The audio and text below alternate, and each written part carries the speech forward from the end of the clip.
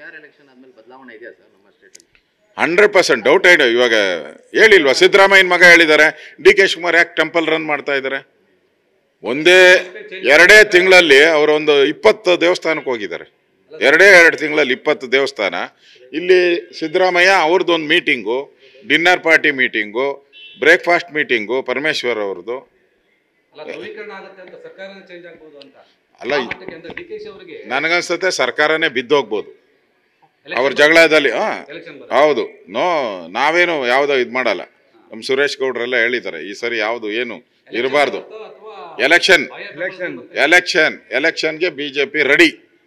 ಈ ಸರ್ಕಾರ ತೊಲಗಲಿ ಅಂತ ಜನನು ತಯಾರಾಗ್ಬಿಟ್ಟಿದ್ದಾರೆ. ಈ ತೊಲಗಿದ್ರೆ ಸಾಕು ಈ ಸರ್ಕಾರ ಅಂತ.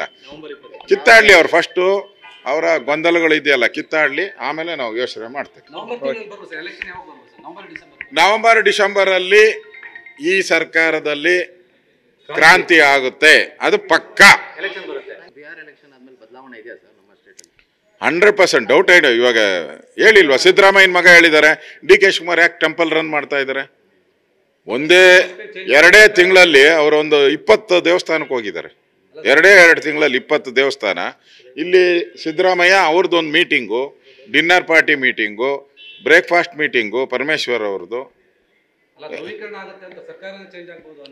ಅಲ್ಲ, ನನಗನ್ಸುತ್ತೆ ಸರ್ಕಾರನೇ ಬಿದ್ದೋಗ್ಬೋದು ಅವ್ರ ಜಗಳದಲ್ಲಿ.